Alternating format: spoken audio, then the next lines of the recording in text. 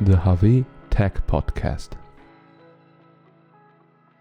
Hello and welcome to today's episode of the HAWE Tech Podcast. My name is Ralph and I'm Senior Specialist for Sales Enablement at HAWE. Our topic today is, do you know what the difference between safety and security is? For this podcast, I've invited my friend Marcus, who works as Head of Product Management eProducts at HAWE. Welcome. Nice to see you again. Ralph, nice to be here again. Thank you for the invitation. Great. Well, let's get started with today's topic, Marcus. In episode 23, Alper and I looked at the topic of safety valves and the subject of safety. Back then, however, it was more about the mechanical approach. To what extent does safety affect you around electronics?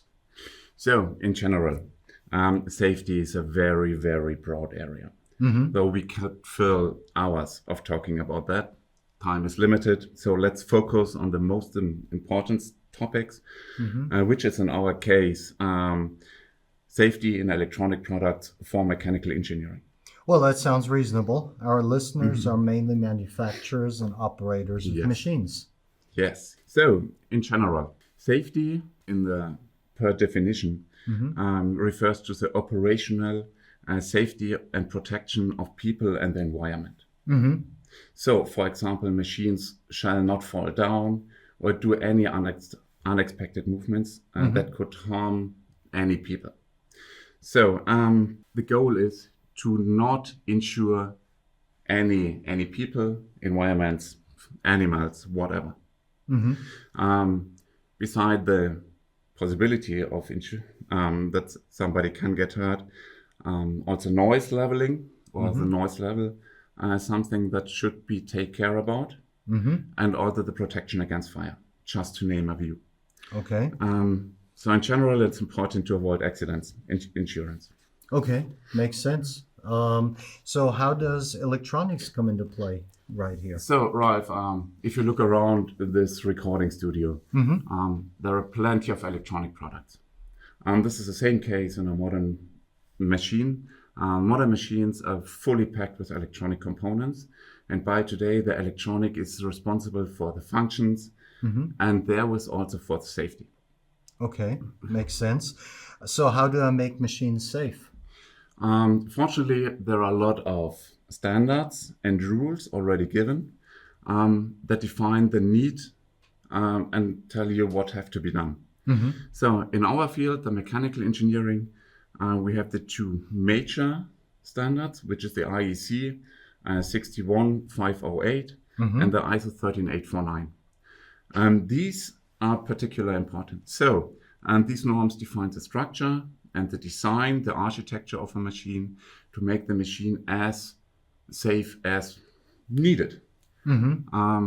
Luckily, for most of the machines, there are special norms, the so-called C norms.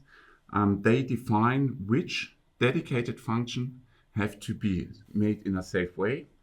And the level of safety is given either in a performance level, A to E. Okay. So as higher the possibility to be insured or the what can or how you can be hurt, the level increase. Okay. And so machine manufacturers really know what to do, which is pretty cool. That is really cool.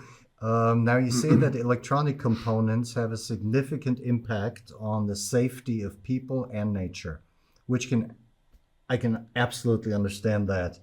But how do I ensure that they remain safe and that no one tampers with them out of ignorance or worse, malicious intent?